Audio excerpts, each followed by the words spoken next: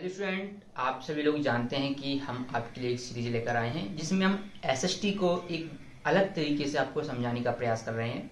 देखिए, जो हम शुरुआत हमने करी है वो लोकतांत्रिक राजनीति जो है आपकी बुक नंबर 2 क्लास 10 के लिए जारी की गई है।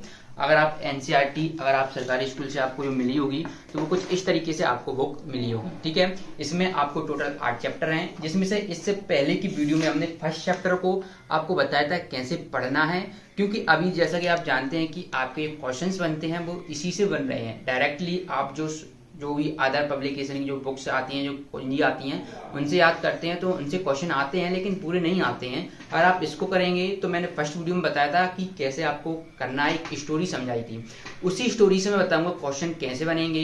देखिए, क्योंकि हम क्लास 10 ऐसे पहले हमने पॉलिटी का पोर्शन स्टार्ट किया है। ठीक है, देखिए जो इसका जो फर्स्ट चैप्टर आप जानते हैं कि फर्स्ट चैप्टर है सत्ता की साझेदारी, है ना। तो जो फर्स्ट चैप्टर ही हमने शुरुआत की थी फर्स्ट चैप्टर की एक स्टोरी की थ्रू, तो हमने जहां पर ये स्टोरी खत्म करी थी वहीं से हम इसको शुरू करते हैं।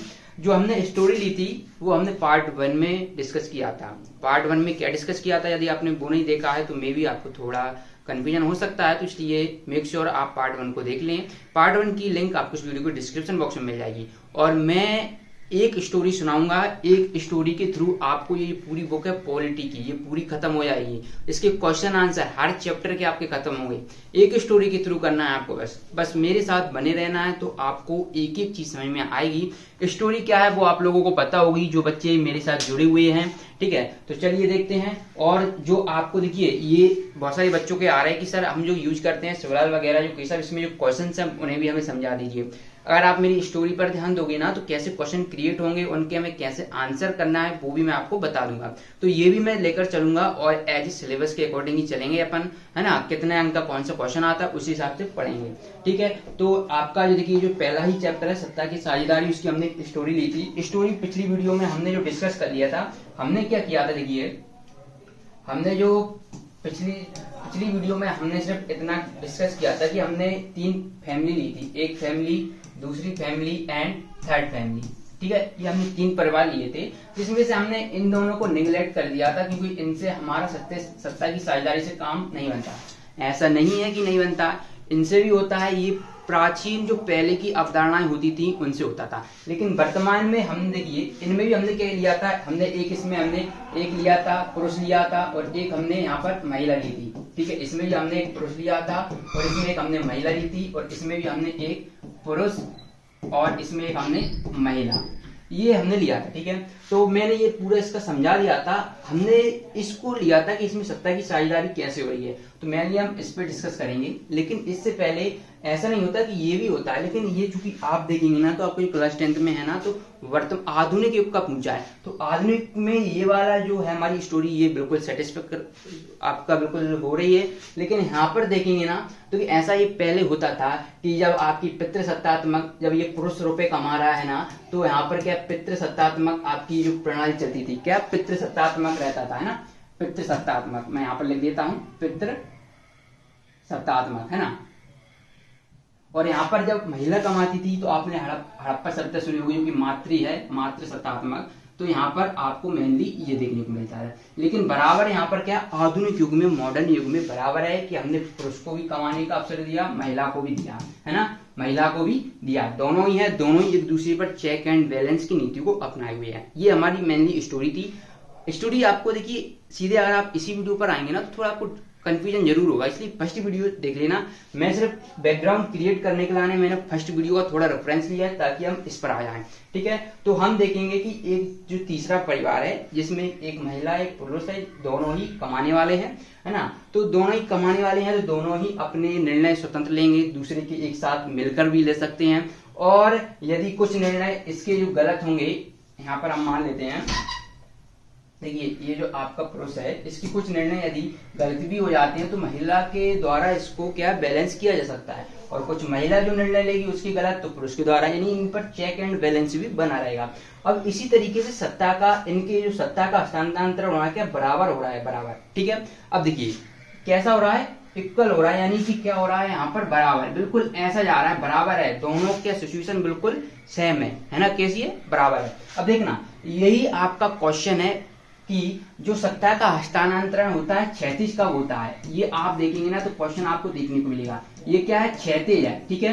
क्षैतिज कब होता है, जब आपकी पुरुष और महिला दोनों कमाएंगी। लेकिन बच्चों, या तो हमने एक परिवार लिया था, यदि हम एक राष्ट्र की कल्पना करते हैं, उसमें बहुत सारी परिवार होंगे, इसको चलाने के लिए एक पूरी सत्ता होगी और एक पूरा एक क्या हायरार्की बनी होगी, है ना। तो उसमें सत्ता को कौन चलाता है, सत्ता को चलाने के लिए संसद में जो आपके रहते हैं, विधायिका रहती है, विधायिका, है ना, विधायिका, कार्यपालिका एंड देखिए आपकी विधायिका हो गई, कार्यपालिका हो गई एंड आपकी थर्ड क्या हो जाएगी, न्यायपालिका, ठीक है, जुडिशरी, न्यायपालिका, ठीक है। तो यही है क्वेश्चन आपका कि जो क्षैतिज, जो आपकी सत्ता का क्षैतिज रूपांतरण क्या है। देखिए ये आपकी ये कुंजी है, इसमें आपको क्वेश्चन यहीं से बन रहा है। पुरुष और महिला को समान अधिकार देंगे तो बिल्कुल सेम के सेम यहाँ पर दिए गए हैं, लेकिन थोड़ा इनमें क्या है, जब ये कमाएगा तो ये कुछ गलत निर्णय लेगा, ऐसे ये इसके पास पावर हम देंगे तो ये कुछ गलत निर्णय लेगा, तो उसको सुधारने के लिए क्या आ जाएगी, कार्यपालिका आ जाएगी, या फिर आपकी क्या यहाँ पर न्यायपालिका आ सकती है। तो ये दिया गया है, देखिए विधायिका, सॉरी कॉल आ गया था, ठीक है ना। जब ये गलत निर्णय लेगा तो इसके लिए चेक बैलेंस करने के लिए क्या होगी, कार्यपालिका होगी, न्यायपालिका होगी, है ना। तो यही क्वेश्चन है कि आपका देखिए यहाँ पर आपका ये क्वेश्चन दिया गया है, सत्ता का क्षैतिज बंटवारा क्या है। तो सत्ता का क्षैतिज बंटवारा जब आप कुंजी देखोगे ना तो कुंजी में आपको देखने को मिल जाएगा, सत्ता के क्षैतिज बंटवारा से हमारा, सत्ता का क्षैतिज बंटवारे से तात्पर्य क्या है, यहाँ पर विधायिका एवं कार्यपालिका एवं न्यायपालिका को बराबर समान शक्तियां दी गई हैं और तीनों ही एक दूसरे पर क्या चेक एंड बैलेंस की नीति को अपनाती हैं। विधायिका, अब आप बच्चों आप सभी लोग जानते होंगे, क्या जानते हैं, नहीं जानते तो अभी जान जाओगे। देखिए जब शक्तियां दी जाएंगी तो सभी को एक जैसी नहीं दी जाती हैं, सभी के अलग अलग काम रहते हैं। न्याय, तो यहाँ से आपको ये पता चल रहा होगा कि हाँ ये न्याय देता हो, जैसे कि यहाँ पर सुप्रीम कोर्ट हुआ, आपका हाई कोर्ट हुआ, है ना, तो ये क्या आपका न्याय देने का कार्य रहता है। वहीं पर कार्यपालिका और विधायिका क्या करती है, विधि का निर्माण करती है, यानी कोई भी नियम बनाती है, जो भी विधि बनता है संसद में आपने देखा होगा, है ना, ये संसद के ही अंग है, तो जो भी आपकी विधि बनती है वो विधायिका बनाती है और इसको जो लागू करने के बाद क्रियान्वित करती है वो क्या करती है, कार्यपालिका करती है ना। इसको लागू कर विधि, इसने विधायिका ने तो विधि बना दी, इसको लागू करेगी ये, ठीक है, आपकी कार्यपालिका ऐसे क्या कर देगी, लागू करने के बाद देखिए बहुत सारी, मान लीजिए कोई विधि बनी, है ना, तो अब वो लागू कर दी गई है, तो उस विधि के लागू होने से बहुत कुछ लोगों को अच्छा लगेगा, कुछ लोगों को बुरा लगेगा, तो विवाद उत्पन्न होंगे, विवाद उत्पन्न होने के लिए क्या आएगी, न्यायपालिका, है ना। तो ये अगर मान लीजिए इसने जो विधि बनाई है अगर वो गलत है, लगता है कि संविधान के हिसाब से नहीं है, तो न्यायपालिका अपनी एक पावर रहती है आर्टिकल 32 के तहत उसे हटा सकती है ना। यही सेम प्रोसेस रहती है कि इन पर एक चेक एंड बैलेंस जो मैंने यहाँ पर बताया था वो क्षैतिज वितरण में आपको यहाँ पर देखने को मिलता है। ये आपका क्वेश्चन है, ठीक है। और इसी आप देखेंगे ना तो जब आप एनसीईआरटी का देखेंगे जो आपका फर्स्ट क्वेश्चन है, देखिए मैं आपको यहाँ से बता देता हूँ जो आपकी बुक में है, कैसे आप उसको सॉल्व करेंगे। बिल्कुल यही क्वेश्चन है, मैं उसमें एक बार देख लेता हूँ क्वेश्चन। देखिए ये आपका जो क्वेश्चन है कि आधुनिक लोकतांत्रिक व्यवस्थाओं में सत्ता की साझेदारी के अलग अलग तरीके क्या होते हैं। देखिए फर्स्ट तरीका तो यही हो जाएगा कि आधुनिक लोकतंत्र में सत्ता की साझेदारी में क्षैतिज वितरण किया जाता है, जिसके थ्रू विधायिका, कार्यपालिका एवं न्यायपालिका को क्षैतिज रूप से उसमें सत्ता का हस्तांतरण किया जाता है। ओके, ये आपको समझ में आया। अब देखिए बच्चों ये क्या है, ये जो आपको मैंने इतना समझाया ये क्षैतिज वाला हो गया। अब इससे हम कैसे क्वेश्चन अगला बनाएंगे, देखिए मेरी बात ध्यान से सुनिएगा, थोड़ा अपन इसको क्या कर लेते हैं। देखिए तो मैं थोड़ा इसको हटा लेता हूँ, मेरे को इसकी जरूरत बिल्कुल भी नहीं है। अब देखना प्यारे बच्चों, अभी क्या हमने सिर्फ एक फैमिली ली थी, ठीक है, हमने क्या लिया था, सिर्फ एक परिवार लिया था, जिसके कारण हमने क्षैतिज वितरण तो देख लिया। अब प्यारे बच्चों एक से अधिक परिवार हुए, अब मान लिए इसी परिवार में एक पुरुष एक महिला और इनके या तो पुरुष के पापा होंगे, जैसे हमारी भाषा में क्या बोलते हैं, बब्बा बोलते हैं, आप सभी लोग बब्बा बोलते हैं, कुछ लोग दादाजी बोलते हैं, कुछ लोग बाबा बोलते हैं, ठीक है। तो अब मेन सत्ता कहां पर आ जाएगी, बड़े के पास आती है कि नहीं आती है, रहता है, पावर तो रहता है, ऐसा नहीं कि बड़े हैं उनको हम पावरफुल मानते ही है। तो अब क्या बब्बा के पास पावर आपकी आ जाएगी, यानी कि दादाजी के पास क्या आ गई, पूरी सत्ता आ गई।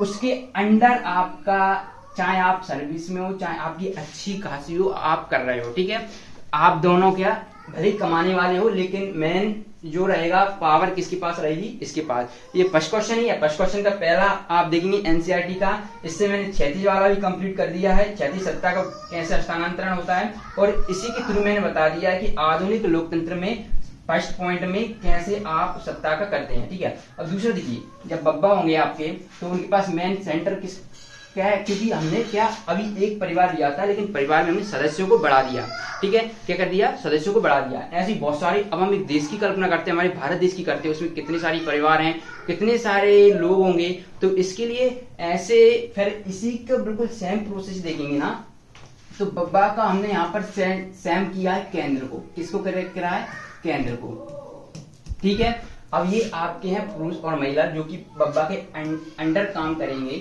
जो कौन करेंगे, आपके प्रांत बोलते हैं या राज्य बोलते हैं, बात एक ही है, ये काम करेंगे, ठीक है। अब इसके प्रांत के अंदर भी नीचे वर्टिकल रहता है, तो आपका यहीं से क्वेश्चन बनता है, ठीक है।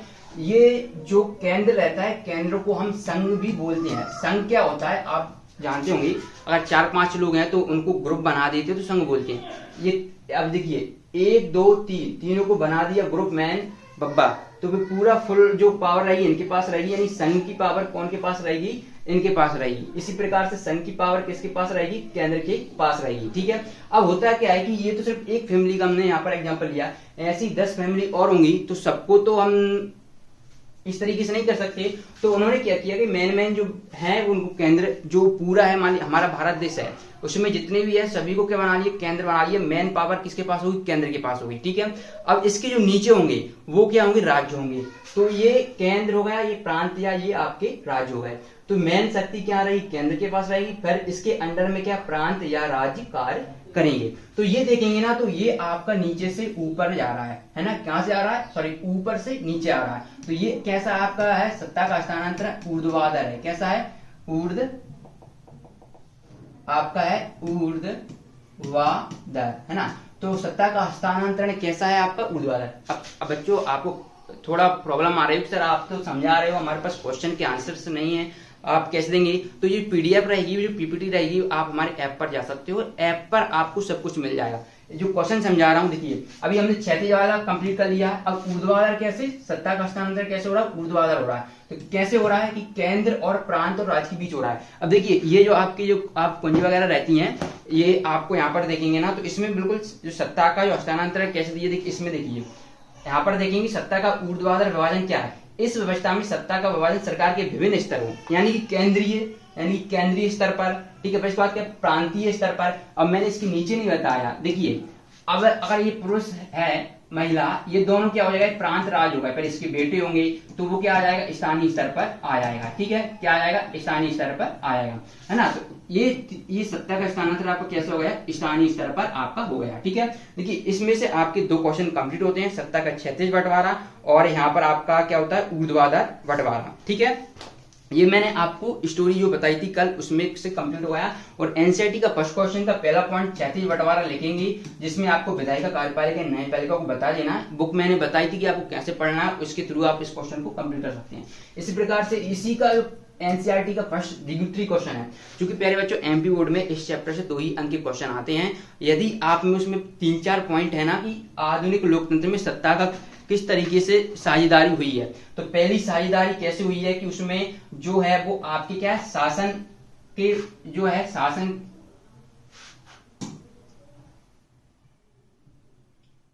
तो पहली जो आपकी हुई है जो शासन के अंग है उनके बीच हुई है ना, तो यहाँ विधायिका है, कार्यपालिका है, न्यायपालिका के बीच हुई है। दूसरी क्या है, उन्हीं को बांट दिया है केंद्रीय स्तर पर, प्रांतीय स्तर पर और स्थानीय स्तर पर। केंद्रीय स्तर पर जो मुख्य रहता है, पूरा देश को संचालित करने वाला एक मैन रहता है, इसे हम संघ भी बोलते हैं। इसलिए मैं आपको सिर्फ एक हिंट दे रहा हूं, अगला चैप्टर आपका है 2nd चैप्टर संघवाद, बस थोड़ा ही बताऊंगा, इस स्टोरी से आपको 2nd चैप्टर पर मैं बता दूंगा, ठीक है। तो ये केंद्र वाला आपका होगा, ये दूसरा पॉइंट लिख लेना, ठीक है। तीसरा पॉइंट जब आप इसी बुक्स में से पढ़ेंगे ना, तो आपको कंप्लीट समझ में आ जाएगा और कुछ आपसे इसमें से अलग करने की जरूरत नहीं है। तो हमारे फर्स्ट एंड सेकंड क्वेश्चन हो गए, ठीक है। अब मैंने आपको स्टोरी समझाई थी, अब मैं देखिए एक सीधा सा ले रहा हूं, जो तीसरा परिवार था, ठीक है। जो मैंने यहाँ पर आपका थर्ड फैमिली ली थी, है ना, जिसमें कि पुरुष और महिला हमने लिए थे, मेल एंड फीमेल दोनों ही अच्छे खासे कमा रहे थे। और फिर हमने इसका एक, अब मैं थोड़ा आपको चार्ट बता रहा हूँ, इसके हमने इनके जो सबसे बड़े हैं घर के बुजुर्ग, कोई भी हो, ठीक है, जो बुजुर्ग लोग हैं उसको हमने ऊपर यहाँ पर बैठा दिया है, ठीक है, बुजुर्ग, ठीक है। अब हमने समझ लिया कि ये केंद्र है, ठीक है, ये आपका केंद्र है, ओके, यहाँ से पूरा सत्ता का यहाँ पर चलने वाला है, पूरा रुतबा रहेगा। ये आपका प्रांत हो जाएगा, ये दोनों ही इसके अंतर्गत आएंगे, प्रांत के अंतर्गत, ठीक है। इसके नीचे इनके जो बेटे होंगे, इनके जो भी कुछ होगा नीचे, जो काम करने में नीचे रहेंगे, वो आपका क्या हो जाएगा, स्थानीय स्तर पर हो जाएगा। ये आपके इसी से बोलते हैं, देखिए ये आपका क्या है, इन दोनों की बात करेंगे ना तो ये शक्ति का स्थानांतरण कैसा हो रहा है, क्षैतिज, क्योंकि ये दोनों बराबर हैं। जबकि अगर हम ऐसे देखेंगे तो केंद्र से आ रहा है प्रांत पर, प्रांत से आ रहा है स्थानीय पर, तो ये क्या हुआ आपका ऊर्ध्वाधर जो आपका सत्ता का साझेदारी हो गई है, ठीक है। ये दो क्वेश्चन होते कंप्लीट। अब देखिए, अब मैं आपको एक और देखिए और क्वेश्चन कैसे आपके यहाँ पर बनते हैं। तो सबसे पहले इसको हम थोड़ा हटा देते हैं, इसकी हमें जरूरत नहीं है। देखिए अब यहाँ पर देखिए, ये मैंने एक जो सिर्फ एक एग्जांपल बता रहा हूं। अब ऐसे देखिए, मान लीजिए ये आपका भारत देश है, मैं सिर्फ चलिए मैप बता देता हूं, उसी के थ्रू हम समझते हैं।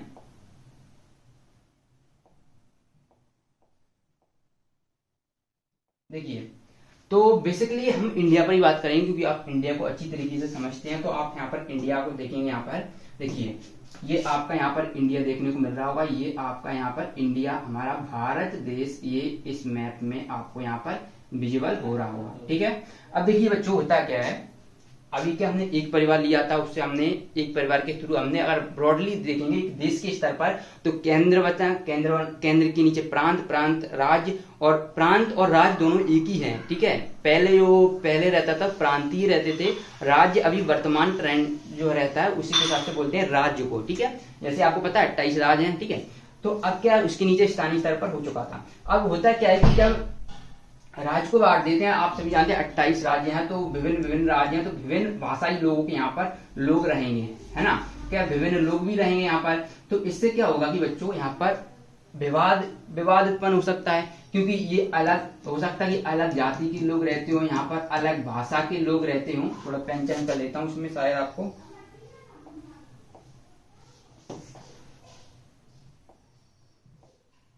है ना। तो यहाँ पर क्या विभिन्न भाषा के हो सकता है कि यहाँ पर विभिन्न भाषा लोग हों, तो इससे क्या होगा कि उनका विवाद उत्पन्न हो सकता है। जो आपकी दो फैमिली है ना, है ना, जो फैमिली है यहाँ पर, इनके ग्रुपों का समूह है, इसमें मान लीजिए अलग जाति के लोग हैं, इसमें अलग भाषा के लोग हैं, और इसमें अलग संस्कृति के लोग हैं। तो इसके अंदर क्या होगा, विवाद उत्पन्न होगा, विवाद है ना, लड़ाई होगी, झगड़े होंगे, दंगे वगैरह कुछ भी हो सकता है। तो इससे क्या होगा, इस देश की देखो डेवलपमेंट तो बिल्कुल कम होगा, लेकिन इसमें क्या है, ऐसी स्थिति में गृह युद्ध की स्थिति उत्पन्न हो सकती है। यानी कि गृह युद्ध क्या है, आप समझिए, उस घर के अंदर, यानी कि भारत देश हमारा है, तो हमारे देश के अंदर, हमारे ही देश के अंदर कुछ समूह द्वारा, जो कि सरकारी समूह के अपोजिट विचारधारा के लोग हैं, उनके द्वारा किया गया हिंसक कार्य ही गृह युद्ध कहलाता है। अब देखिए, इसी में आप गृह युद्ध की डेफिनेशन देखेंगे तो बहुत सिंपल है, मैंने तो थोड़ा आपको डेप्थ में ही बता दिया है।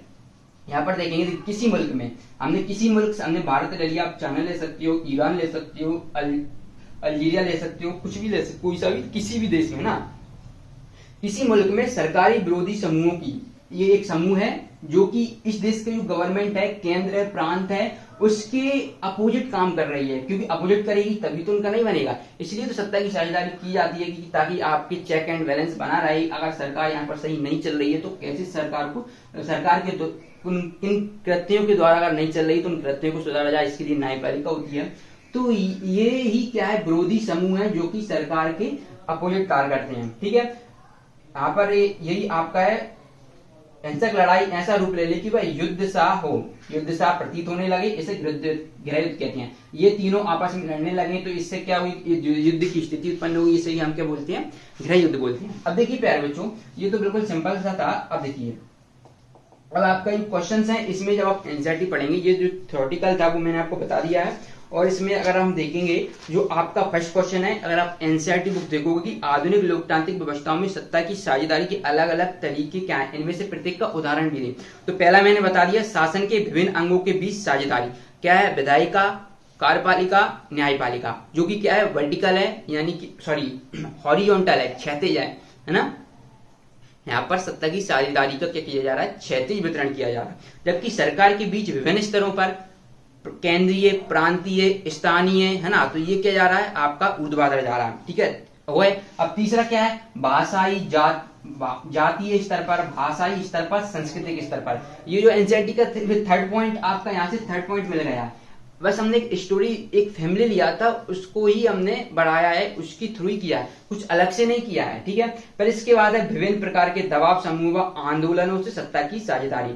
अब देखिए ये सिंपल सा है, इसको आपको वैसे अगर समझना चाहे समझ सकते हैं। विभिन्न प्रकार के, जैसे कि विभिन्न प्रकार के दबाव समूह, है ना, दबाव समूह ऐसा ही एक ग्रुप है, इसका कुछ प्रेशर पड़ेगा गवर्नमेंट के पास, है ना, उनका बिल्कुल सेम है, बस संघर्ष नहीं होगा लेकिन वो प्रेशर गवर्नमेंट पर दे रहे हैं। ये आपका एनसीईआरटी का फर्स्ट क्वेश्चन हो रहा है, और जो आपका इस चैप्टर है एमपी बोर्ड में इससे अधिक कुछ नहीं आएगा, ठीक है। ये मेन जो आपका बेसिक है। आप देखिए कुछ फैक्चुअल क्वेश्चंस आ सकते हैं, जैसा कि जो आपका बेल्जियम और श्रीलंका जब एनसीईआरटी पढ़ोगे ना, तो दो यहाँ पर लिए गए हैं, ठीक है, उनसे क्वेश्चन बन सकते हैं। वो मैंने आपको बता दिया था कि आपको एनसीईआरटी बुक कैसे पढ़ना है।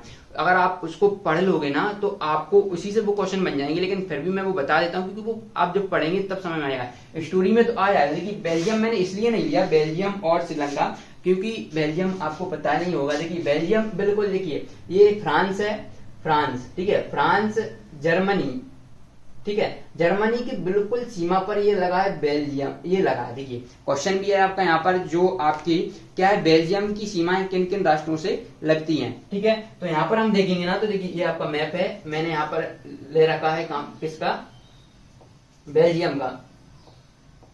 देखिए ये प्यारे बच्चों, ये आपका पूरा बेल्जियम है, ये फर्स्ट क्वेश्चन है, ठीक है। ये क्या है, जब आप एनसीईआरटी पढ़ोगे ना तो उसी के अंदर हो जाएगा क्वेश्चन, क्योंकि देश के फैक्चुअल क्वेश्चन पूछा है कि उन्होंने कि आप इस देश की सीमा कहाँ कहाँ से लगती है। तो सबसे पहले देखोगे तो नीदरलैंड, है ना, ये आपका नीदरलैंड हो जाएगा। इसके बाद आप इधर जाओगे पूर्व में तो जर्मनी हो जाएगा, है ना, इधर नीचे जाओगे तो ये आपका फ्रांस हो जाएगा, और इधर जाओगे तो लग्जमबर्ग, है ना, ये क्या हो जाएगा आपका लग्जमबर्ग। तो ये जो आपका है लग्जमबर्ग हो जाएगा। तो यही क्वेश्चन दिया है, फ्रांस, नीदरलैंड, जर्मनी, है ना, और आपका लग्जमबर्ग, तो ये इनसे मिलती है। अब इसी का जो आप देखेंगे पंजी में आपको दी गया है सेकंड क्वेश्चन, श्रीलंका में दो प्रमुख सामाजिक समूह कौन से हैं। तो ये भी फैक्चुअल है, ये आपको पढ़ना पड़ेगा। ये ऐसा नहीं कि मैं कोई कॉन्सेप्ट दे दूं, कोई स्टोरी के थ्रू इन क्वेश्चन कर दूं, क्योंकि वहां पर कितने लोग रहते हैं। जैसे कि अगर हम इंडिया की बात करें तो अलग अलग भाषाई, अलग अलग लोगों के प्रकार रहते हैं, तो उनको उनकी परसेंट क्या है, वो तो फैक्चुअल काम रह गया है ना, उसमें कोई स्टोरी आपकी काम नहीं करने वाली है। तो वो कैसे क्वेश्चन बनते हैं मैंने वो बता दिया कि आपको कुछ नहीं करना, जो फैमिली रहती है उसी से ये पूरा चैप्टर खत्म हो रहा है। उसी से आपका जो केंद्र की हमने बात करी थी, केंद्र जो कि संघ है ना, तो इससे आपका नेक्स्ट चैप्टर क्रिएट हो रहा है दूसरा। तो वो आपकी जो फैमिली वाली स्टोरी रहेगी ना, इससे में पूरी पॉलिटी रहेगी ना आपकी क्लास 10 की, लोकतांत्रिक राजनीति भाग 2 पूरा कंप्लीट करने वाला। बस स्टोरी फर्स्ट वीडियो जरूर देख लेना, फर्स्ट वीडियो नहीं देखी है ना तो फिर आप कंफ्यूज हो सकते हो। लिंक वीडियो को डिस्क्रिप्शन बॉक्स में मिल जाएगी, जो क्वेश्चंस हैं इनकी पीडीएफ आपको ऐप पर मिल जाएगी, ठीक है। अब हम देखते हैं इसमें जो कौन कौन से क्वेश्चन बचे हैं वो मैं बता देता हूं। जैसा कि है दबाव समूह मैंने बता दिया, संघीय सरकार किसे कहते हैं, तो संघीय सरकार मैंने बता दिया था बब्बा, है ना, केंद्र जो मेन रहती है किसी देश की। जैसे अगर हम इंडिया की बात करेंगे तो इंडिया की एक मेन सरकार रहेगी जो पूरा संचालित करेगी, वो क्या हो जाएगी, केंद्र। अब इसके अंदर जो राज्य होंगे 28 राज्य है तो उनकी अलग होगी, वो क्या होगी आपकी राज्य स्तर पर, लेकिन सभी को पूरा करेगा तो वो संघ या केंद्रीय सरकार कहते हैं। तो आंसर क्या है, आंसर यही है कि पूरे देश के लिए बनने वाली एक सामान्य सरकार को संघीय या केंद्रीय सरकार कहते हैं। तो पूरे देश के लिए जो पूरे देश पर कानून बनाएगी, लागू करेगी, कानून कौन बनाता है, लागू कौन करता है और उनको देख रेख कौन करता है, ये आपको कमेंट बॉक्स में आंसर देना है, ठीक है। इस तरीके से ये भी आपका क्वेश्चन होगा यार, दबाव समूह हो चुका है हमारा, ये हमने कर लिया। फिर आपका ये यहाँ पर ये ऐसा ही क्वेश्चन है, युक्ति परक से क्या आशय है, ठीक है। युक्ति परक, देखिए ये अगर आप इसका शब्द देखेंगे ना तो अगर करेंगे तो आपका देखेंगे तो ये क्या है, युक्ति युक्ति परक ये शब्द है, ठीक है। तो यहाँ पर एक ऐसी युक्ति दी गई है, युक्ति यानी कि आपको कुछ ऐसा काम करना है, जैसे अगर मैं मेरा सोचूं, मैं ऐसी युक्ति दूंगा सामने वाले को जिसमें मेरा लाभ और हानि को देखकर मुझे क्या प्रॉफिट होगा, क्या हानि होगी, उसके हिसाब से मैं उसको युक्ति दूंगा यदि मुझसे पूछेगा, है ना। फॉर एग्जाम्पल बता रहा हूं, तो यही है युक्ति परक और कुछ नहीं है। और इसके क्वेश्चन का आंसर कि हानि लाभ का सावधानी पूर्वक हिसाब लगाकर लिया गया फैसला पूरी नैतिकता आधारित फैसले के अक्सर उलट होती है। अब देखिए, नैतिकता आपको मैं ब्रॉडली थोड़ा अलग बताऊंगा, इसमें अभी मैं नहीं बता रहा हूँ कि आगे आप कंफ्यूज हो जाएंगे। ये दो क्वेश्चन आप चाहें तो छोड़ भी सकते हैं, वैसे इतने ये इंपॉर्टेंट भी नहीं है। क्वेश्चंस आपके फैक्चुअल बनेंगे तो वहीं से बन जाएंगे। तो मेनली आपका देखिए क्वेश्चन कहाँ से बनेगा, जो क्वेश्चन बनने वाला है इस चैप्टर से, देखिए अगर आप एमपी बोर्ड के हैं स्पेशली, तो सत्ता का क्षैतिज वितरण, ऊर्ध्वाधर वितरण ये मेन है, पर संघीय सरकार क्या होती है ना। और आपसे पूछ सकता है कि विधायिका क्या करती है, कार्यपालिका क्या करती है, न्यायपालिका क्या करती है। ये क्वेश्चन हालांकि आपकी कुंजी में नहीं दिए गए हैं, लेकिन ये बुक पर है तो उससे बन सकते हैं। मैं ज्यादा वैसे अलग नहीं बता रहा हूँ, अगर मुझे अलग बताना होता तो मैंने फर्स्ट वीडियो में जो पहला परिवार और दूसरा परिवार लिया था ना, उसमें ही मैं आधे घंटे आपके खर्च कर सकता था, क्योंकि मुझे पता है कि आपका जो मेनली जो थर्ड परिवार रहेगा वो आपका इस चैप्टर का मेन सारांश है। क्योंकि पितृसत्तात्मक मातृ सत्तात्मक जो प्राणी है वो अभी इस चैप्टर में आपके एनसीईआरटी में नहीं है। सत्ता की साझेदारी क्या आधुनिक यानी कि आधुनिक युग से पूछा है, तो आधुनिक युग का हमने ये लिया है। में पहले ये चलती थी, अलग अलग प्रकार की सत्ता की साझेदारी होती थी पहले, है ना। तो वो मेरे को कोई आपको बताने का कोई सेंस भी नहीं है। अगर आप पढ़ना चाहें तो आप पढ़ सकते हो, कोई दिक्कत वाली बात नहीं, लेकिन टाइम आपके पास नहीं होगा क्योंकि आपको मैथमेटिक्स गणित पढ़ना पड़ेगा, विज्ञान पढ़ना पड़ेगा ना।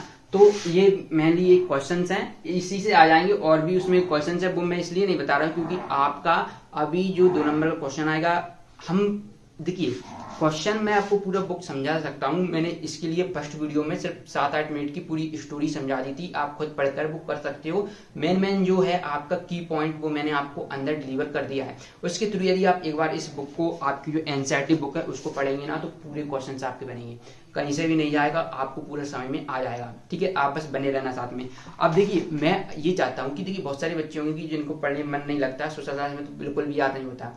तो मैं चाहता हूं कि देखिए मैं पेपर को एनालिसिस करके कौन से क्वेश्चंस आपके एग्जाम में आ रहे हैं, उन्हीं के हिसाब से जो कितने डेप्थ में पूछ रहे हैं उसी के हिसाब से मैं जाऊंगा। अब फालतू मैं अगर यहाँ पर 1.5-2 घंटे की वीडियो बना दूं इसी चैप्टर पर, सत्ता की साझेदारी पर, तो कोई मतलब नहीं होगा, है ना। तो ये आपका यहाँ पूरा फर्स्ट चैप्टर का कॉन्सेप्ट है, उसके क्वेश्चन कैसे आएंगे, इनके आंसर चाहिए तो PDF आपको ऐप पर मिल जाएगी। ओके, आई होप आपको ये वीडियो पसंद आई होगी। तो मिलते हैं नेक्स्ट वीडियो में, धन्यवाद।